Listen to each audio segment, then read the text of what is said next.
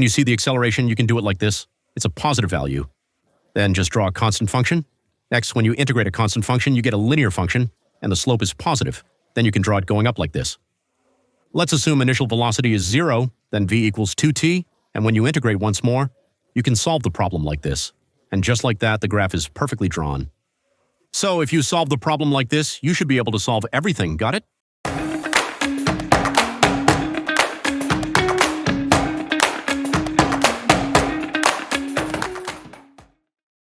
Hello. Let's study physics for 1 hour a day. This is Minshik Ham from Minshik Ham Academy. Today we will learn about graphs. I mean, the method for drawing graphs. Why is this important? Because with the method I teach you today, you will be able to solve all types of problems in kinematics. Got it? You probably won't master everything from today's lesson in one go. If you're someone who is already good at physics, you might catch on quickly, but there are also people who are doing this for the first time. For those people, review repeatedly. Hey, physics, huh? You might say, why is the video 10 or 20 minutes when you said to study for an hour? So what I'm saying is, you need to review on your own after watching this video. You should try drawing it in your notebook and review by writing it down. That's why I'm telling you to spend a total of 1 hour. Got it? If you just watch the video and stop, a genius might understand it all at once, but neither the viewers here nor I are perfect geniuses. It's likely that we're not geniuses. However, it would be great to become a genius through effort and feel the joy of solving other problems and realizing, oh, I can solve them all. So then, I think I would feel good too. So let's follow along well with the graph drawing I'm teaching today. First, as shown here on the left, in physics, specifically kinematics, we focus on 3 key elements: acceleration, velocity, and displacement. By drawing graphs of these 3, we can predict the current and future states of motion, right? First, acceleration. Students know it like this.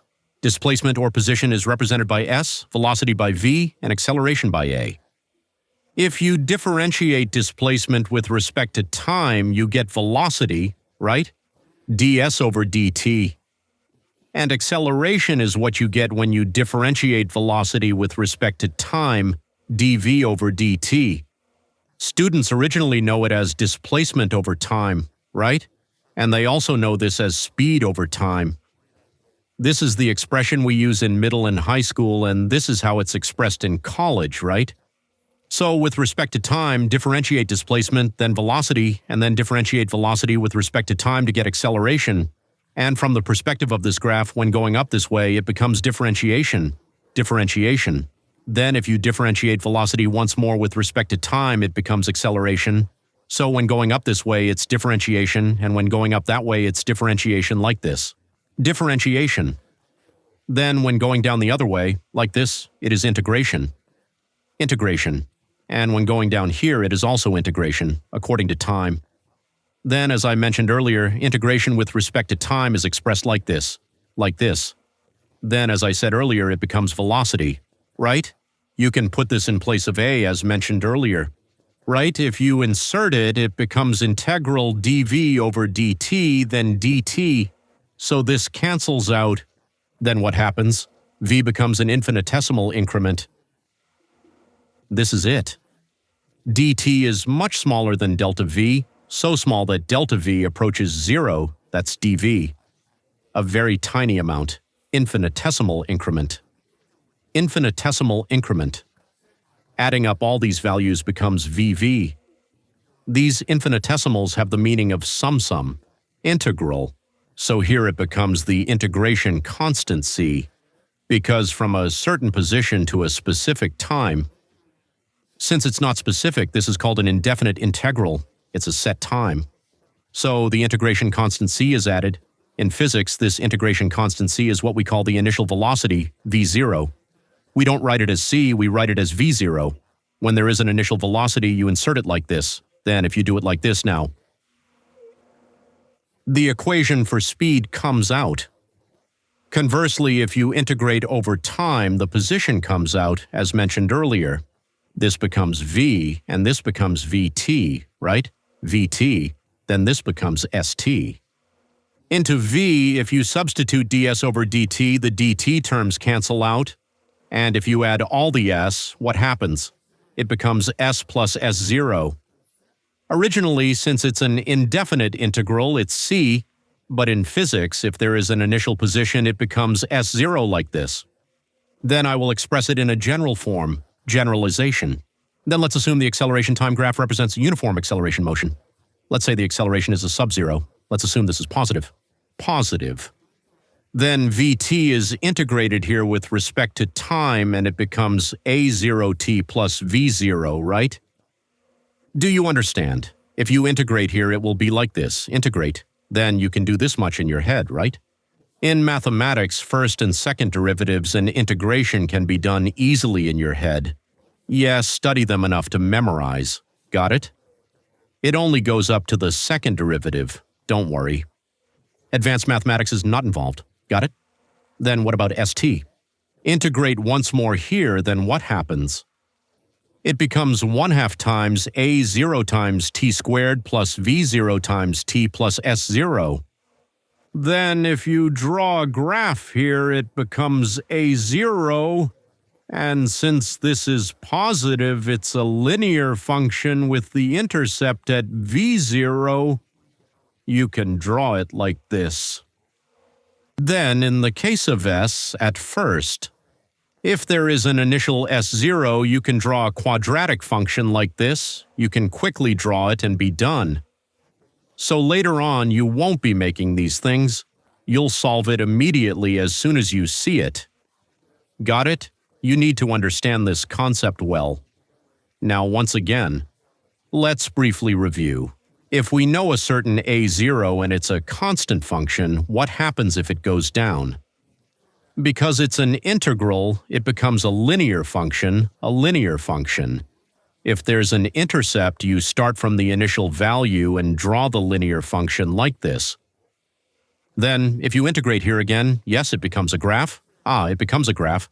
And if there is an intercept, you put it here, and then you can draw a quadratic function like this, a downward-facing quadratic function.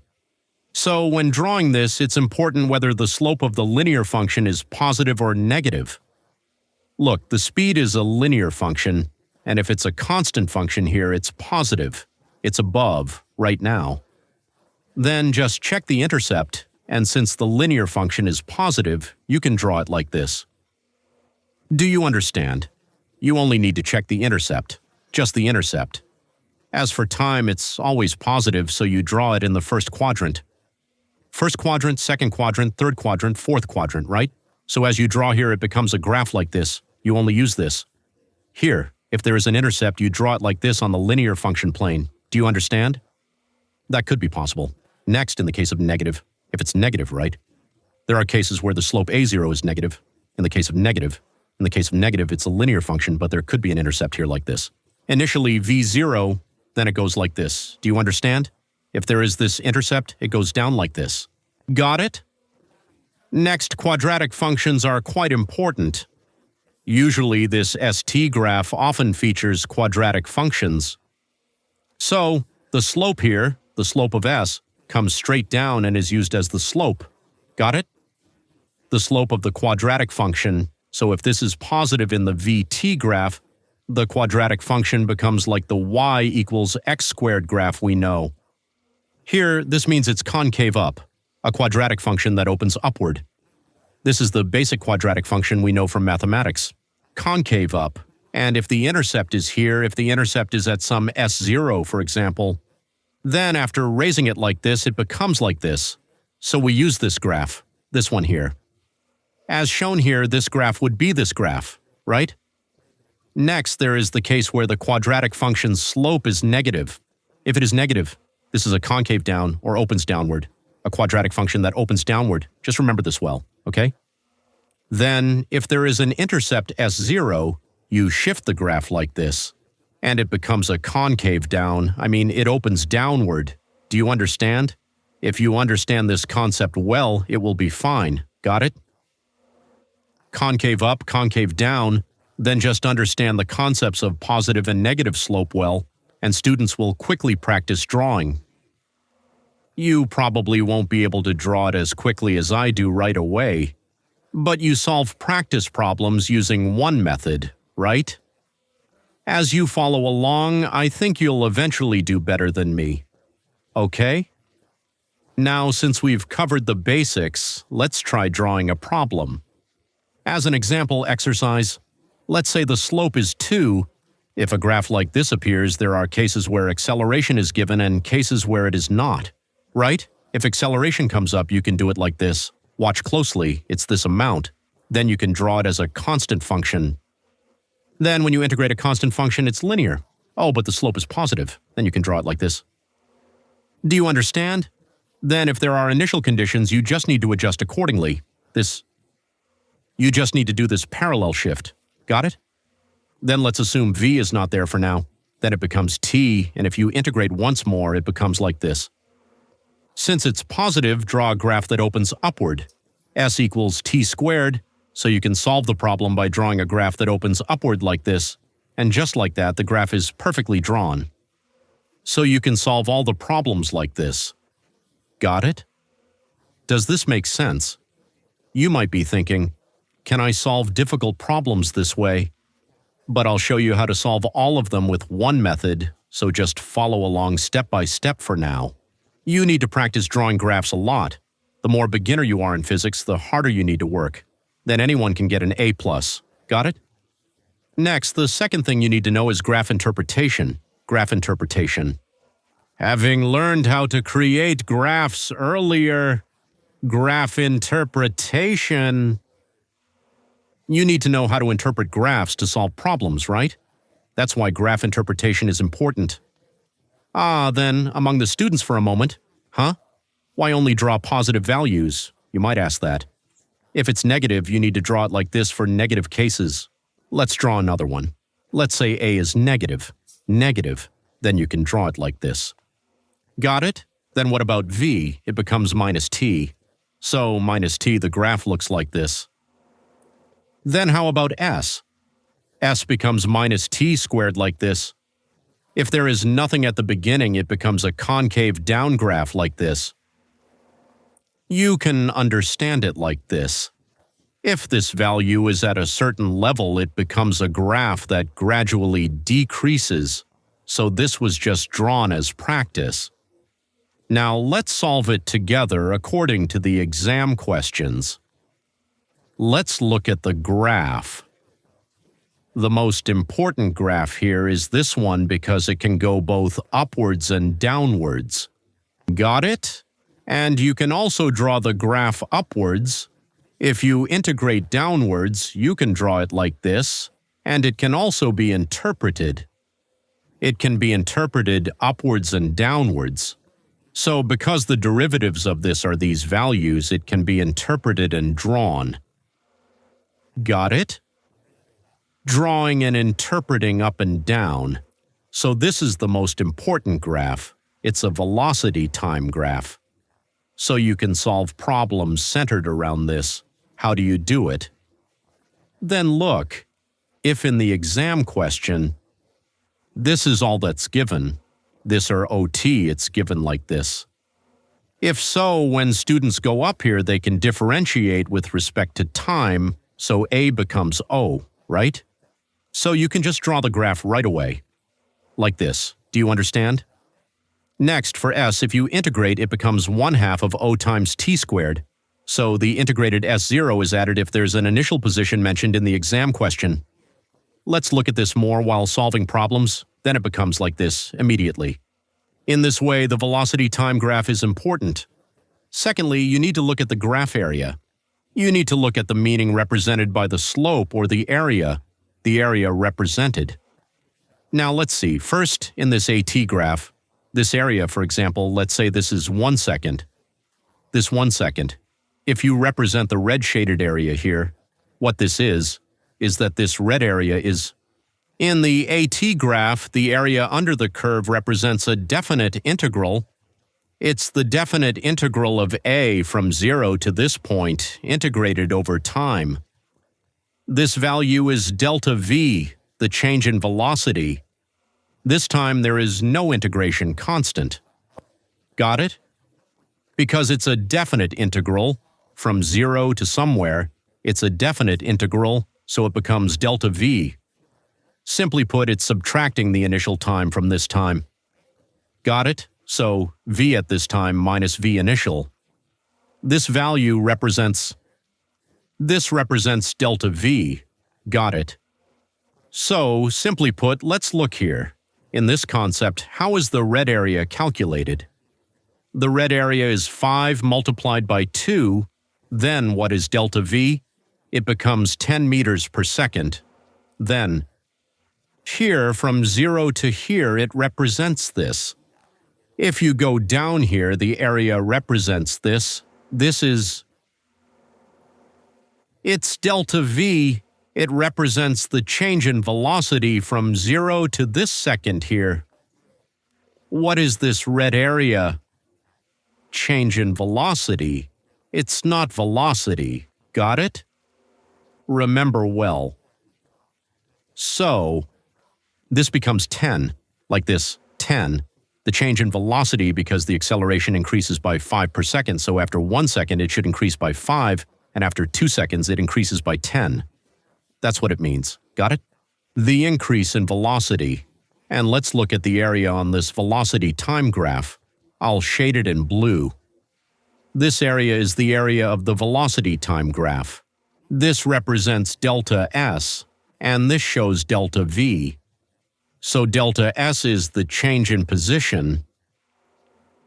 From 0 to this second, when you do v dt, it becomes delta s. Got it? From here to here. So, when s is at this second and s is at the initial, with the initial value, this becomes delta s, which is the change in displacement. Then here. This is a triangle. Got it? Then here, this area here was delta v, and this is delta s, and it represents this part on the SD graph. Here, this is delta s. Got it? This area is, so let's calculate the area. Let's find the area of the triangle for delta s. The base of the triangle is 2 and the height is 10. Then 1 times 2 times 10. Then what does it become? 10 meters. Then. If the position here is initially 0, then this becomes 10. Do you understand? So we will solve the problem using the area of this graph. Got it? Let's review what the area of this graph represents. The area in this AT graph, the area in this AT graph. Right? Then the difference with this becomes delta V. Got it? You need to calculate this area. Understand? When solving exam problems. Then this becomes the height difference here. The height difference here. This becomes delta V. Conversely, if you look at the VT graph, you can find the area by calculating the area of the rectangle. Sometimes a trapezoid may appear. This represents the height difference here. It shows the height difference from here to here. Got it. So, you need to understand this concept well to easily comprehend and solve the problem.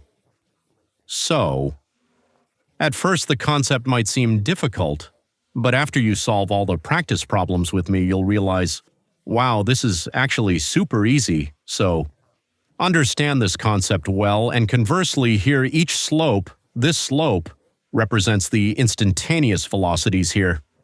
So, if it's the slope at point 1, it shows the instantaneous velocity at point 1, and then the slope gradually increases here. If it's the slope at point 2, the value is gradually increasing.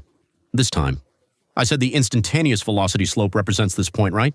Then how about its slope? It's constant, right? So this slope represents a constant acceleration. Got it?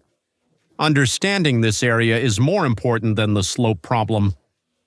Exam questions come out like this. A. Well, when the time t of this object is 10 seconds, what is the displacement? What is the displacement, or what is the speed? Or what is the acceleration? They ask things like this. There is nothing else to ask. So, for example, in an exam, they might ask something like, when time is 10 seconds, what is the position or displacement? What is v? There's nothing else to ask. Understood? Since it's simple, the exam question is the most difficult problem. I'll show you that all practice problems can be solved with this one method. All right, review well. Good job.